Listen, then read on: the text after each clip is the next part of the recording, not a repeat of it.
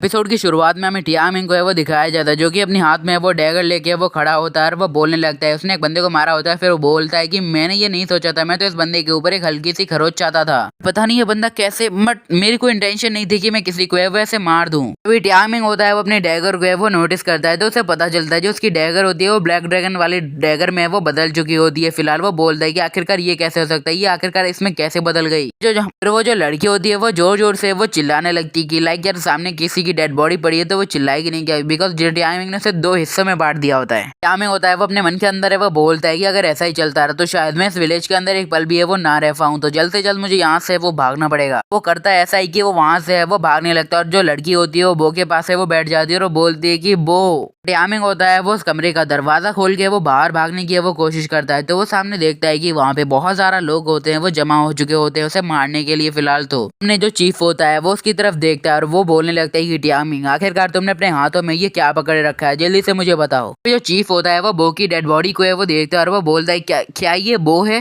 तो वो लड़की होती है वो बोलने लगती है कि ये टियामिंग ने मेरे साथ है वो रेप करने की वो कोशिश की और जैसे ही हमारे ब्रदर कब्बो ने वो उसे पकड़ा तो उसने वो उसे मार दिया। हालांकि मैंने ये कभी भी एक्सपेक्ट नहीं किया था टियामिंग से, बट उसने अपने गुनाहों को है वो छुपाने के लिए किसी को मारना है वो सही समझा। चीफ होता है वो टियामिंग से वो बोलता है कि तुम तो ये फैमिली के वो लड़के हो, बट मैंने तुमसे ये एक्सपेक्ट है वो बिल्कुल भी नहीं किया था। तुम्हारे पेरेंट्स बहुत अच्छे थे बट तुम तो एकदम चूतिया बंदे निकले यार, तुम अपने पेरेंट्स की तरह क्यों नहीं हो, तुम्हें इतनी वाहियात हरकत करते हुए शर्म भी नहीं आई क्या। सामने की तरफ से एक बुढ़ा आता है और बोलने लगता है कि सर सर सर जो डाकू है वो यहाँ पे किसी वक्त है वो पहुंचते होंगे, तो सबसे पहले हमें इस केस को है वो जल्दी से वो सुलटाना होगा। वो बोलता है कि हम ऐसा करते हैं, हम इसे सबसे पहले वो अरेस्ट है वो कर लेते हैं, फिर उसके बाद हम इसे वो गवर्नमेंट के हाथ में है वो सौंप देंगे, उसके बाद जो चाहे इसके साथ है वो करे, हमें इससे क्या। भाई चीफ होता है वो बोलने लगता है कि हमें कोई भी फर्क है वो नहीं पड़ता, वैसे भी हमारे रूल है वो कुछ अलग ही है, अगर इसने गुनाह किया तो उसकी सजा उसे ऑन द स्पॉट है वो दी जाएगी। इसलिए वो अपने साथियों से वो बोलता है कि जल्दी से जाओ इसे ऑन द स्पॉट है वो सजा दे के आओ। तो वो बोलते हैं यस सर। टाइमिंग होता है वो बोलने लगता है कि आखिरकार ये क्या हो रहा है, आखिरकार ये हरकत है वो क्यों हो रही है, आखिरकार ये क्या बदल रहा है। लिंगजी विलेज के बंदे होते हैं वो टाइमिंग के ऊपर अटैक करने के लिए वो बढ़ने लगते हैं और वो बोलने लगते हैं कि तुमने हमारे एक मेंबर को मारने की वो कोशिश की है, तुम तो अब गए। में होता है अपने मन के अंदर है वो बोलने लगता है कि आखिरकार मैंने गलत क्या किया, मैं तो सिर्फ वो जिंदा रहना चाहता था और जिंदा रहना कोई गुनाह थोड़ी है। टाइमिंग होता है वो बोलने लगता है कि अब मेरे पास कोई भी ऑप्शन है वो नहीं बचता, अगर जिंदा रहना है तो अब मुझे ईविल है वो बनना ही पड़ेगा। यहाँ से शुरू होता है वो अध्याय जिसकी वजह से मैंने सीरीज का नाम रखा था the I am the evil God, sorry I am just evil God.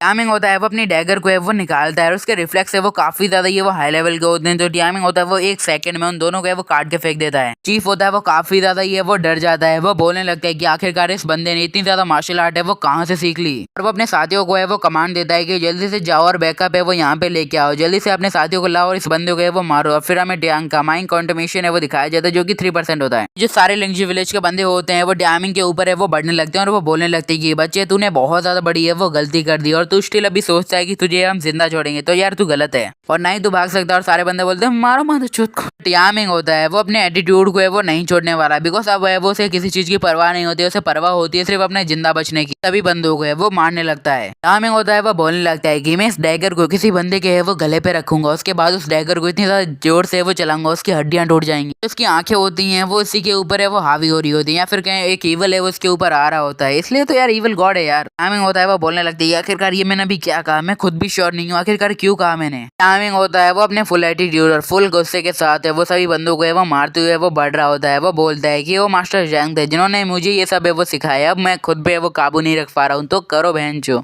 Timing की जो माइंड कंट्रीब्यूशन की ताकत होती है वो 30% होती है। टाइमिंग होता है वो एक बंदे को मारता है और वो बोलता है इनका नाम है अंकल लू, इन्होंने वो मेरी काफी ज्यादा है वो हेल्प की थी, ये पहले पर्सन थे जिन्होंने मेरा पैदा होने के बाद है वो मुझे गोद में लिया था और हक किया था। टाइमिंग उन्हें मार के अपनी पावर को 60% तक ले जाता है। टाइमिंग होता है एक और बंदे को वो मारता है जिसका नाम होता है फार्मर यान। वो बोलता है कि मेरे फादर ने इनसे वो बहुत ज्यादा बड़ा है वो उपकार लिया था जो कि अभी भी मैं इनका कर्जदार हूँ, इविलनेस के चलते उसके खुद के दिमाग पे उसका काबू नहीं होता है। टाइमिंग होता है वो अपने डैगर को अपनी है वो कोट के या फिर कहीं जैकेट के अंदर है वो डालने लगता है और बोलता है कि तुम सभी लोग भाड़ में जाओ, मुझे तुम्हारी कोई भी चिंता है वो नहीं हो, भले ही तुमने मेरे लिए लाख गुना है वो मेहनत है वो क्यों ना की हो, बट तुमने जो मेरे साथ बिहेव किया है वो बिल्कुल भी अच्छा नहीं था। सो आई थिंक सो तुम्हें जिंदा रहने का कोई भी हक है वो नहीं हो, तो मरो। टाइमिंग होता है वो 94% तक है वो अचीव है वो कर चुका होता है। हमें वो विलेज चीफ को है वो दिखाया जाता है जिसकी फट के 64 है वो हो चुकी होती है। वो बोलता है कि ये बंदा मतलब इस बंदे के पास इतनी ज्यादा अनबिलीवेबल ताकत है, वो आई कहाँ से? ये पहले तो इतना कमजोर था कि किसी बंदे को ना मार पाए, बट टाइमिंग कितने हैरत अंगेज कारनामे को देख के उन लोगों की फट जाती है और वो उसे मॉन्स्टर समझ के वहां से भागने लगते हैं और बोलते हैं ये बंदा एक मॉन्स्टर है और इस मॉन्स्टर से हमें दूर भागना चाहिए। टाइमिंग होता है काफी ज्यादा ये वो गुस्से में वो आ चुका होता है बिकॉज उसे भी मतलब होता है सिर्फ सर्वाइव करने से, हालांकि उसे ये नहीं याद होता कि सर्वाइव वो कब का हो चुका है, वो सभी की ले रहा है। वो जो चीफ होता है वो भाग ही रहा होता है, तभी टाइमिंग होता है अपने डैगर को उसके पैर पे वो मार देता है और बोलता है कि मरो। बंदा होता है वो नीचे ये वो पड़ा होता है और टाइमिंग से अपनी है वो भीख मांग रहा होता है जान की। वो बोलने लगता है कि प्लीज प्लीज मुझे माफ कर दो, मैं जो बोलोगे करने के लिए तैयार हूँ। टाइमिंग होता है वो हंसने लगता है और बोलने लगता है कि चीफ यार तुम किस बारे में वो बात कर रहे हो? क्या तुम्हें सच में लगता है कि आज यहाँ पे कुछ होने वाला है?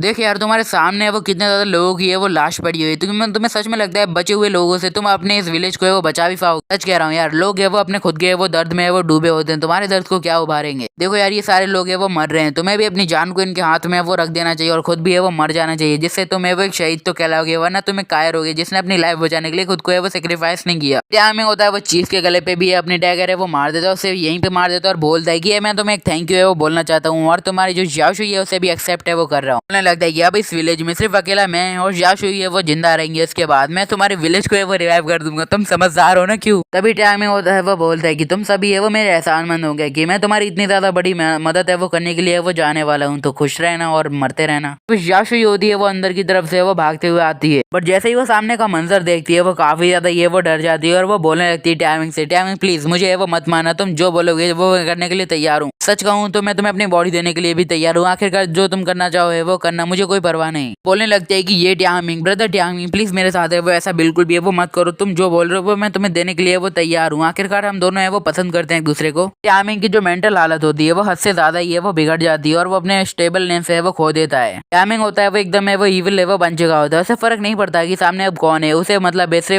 सामने को है वो मारने से और खुद को है वो सर्वाइव करने से। बट अभी टाइमिंग होता है वो थोड़ा वाइल्ड है वो हो चुका होता है, वो उसके कपड़े को है वो फाड़ने लगता है, सिंपली उसका रेप करने लगता है। ये रेप नहीं होगा क्योंकि उसने सामने से ये वो ऑफर दिया था कि तुम ये कर सकते हो। टाइमिंग होता है वो अपने आप पे काबू ना रखते हुए सब कुछ करने लगता है। टाइमिंग होता है वो अपने इल्यूजन में इस कदर है वो खो चुका होता है, उसे बिल्कुल भी होश नहीं होता है कि आखिरकार वो कर क्या रहा है। सामने की तरफ से दो उंगलियां आती हैं जो टाइमिंग के माथे पे या फिर कहें फोरहेड पे अपनी उंगलियां वो रखती है और वो बोलती है कि जल्दी से वो उठ जाओ, आई मीन टू से उठ जाओ। फेइंग होती है वो बोलने लगती है कि टाइमिंग आखिरकार है वो तुम सिर्फ की रिफाइनिंग लेवल के वो कल्टीवेटर हो, आखिरकार तुम अपने पीछे वो क्या क्या छुपा रहे हो, जल्दी से बताओ, तुमने इतने ज्यादा डेंजरस है वो कैसे कर लिया, मतलब तुम यार कर क्या रहे हो? वो बोलने लगती कि मैं यहाँ पे सिर्फ तुम्हें बचाने के लिए वो आई थी, बट सामने जो मंजर देखा वो काफी ज्यादा खतरनाक था। इस जगह पे रहने के लिए मुझे अपनी स्पिरिचुअल पावर का अच्छे से इस्तेमाल है वो करना पड़ रहा है, जो कि मेंटेन करना काफी ज्यादा डिफिकल्ट है। तभी वो बोलने लगती है, फेइंग होती है वो बोलते है कि देखो यार जितनी मेरे पास वो स्पिरिचुअल पावर है वो भी बची है, उसके सहारे में तुम्हें एक बार है वो इस टेस्ट को फिर से देने की वो ताकत है वो दे सकती हूँ।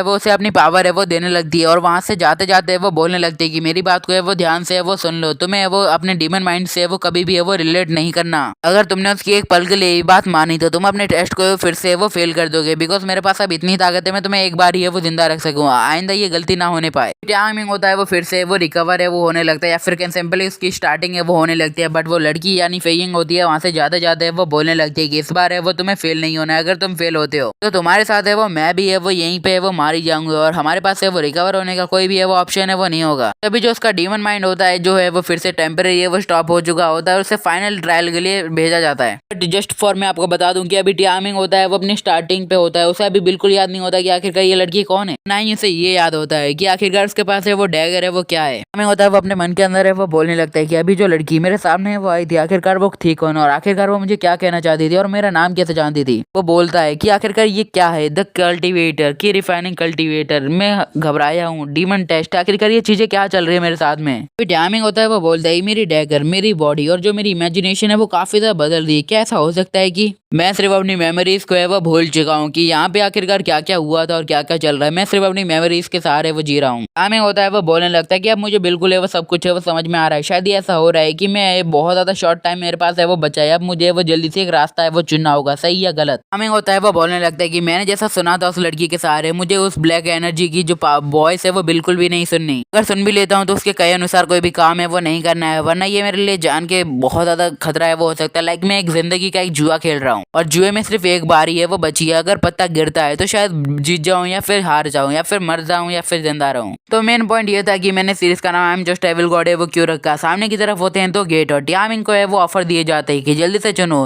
गुड या इविल। टियामिंग होता है वो बोलता है कि अच्छा तो असली डीमन टेस्ट है वो ये है। टियामिंग होता है वो अपने कदम को है वो बढ़ाता है और बोलता है कि अब मुझे एक ही ऑप्शन है वो पता है। वैसे ही वो शुरुआत हो जाती है जैसे उसकी फर्स्ट टाइम हुई थी। लाइक कोई बंदा उसे मार रहा होता है, टियामिंग है वो सो रहा होता है, तभी एक बंदा होता है वो बोलता है कि तुम में है वो कैसे कर सकते हो। टियामिंग होता है वो बिना सोचे समझे अपनी डैगर निकालता है उसका गला काट देता है और वो बोलता है कि कितना ज्यादा है वो शोर कर रहे हो तुम लोग। तो हाँ आप सोच रहे होगे कि टियामिंग ने क्या चूज किया होगा, तो टियामिंग ने ऑब्वियसली इविल ही है वो चूज किया, वरना अगर वो गुड होता तो वो भी किसी को नहीं मारता। Till the end bye good bye सायोनारा और बाय बाय, गला दुखने लगा भाई।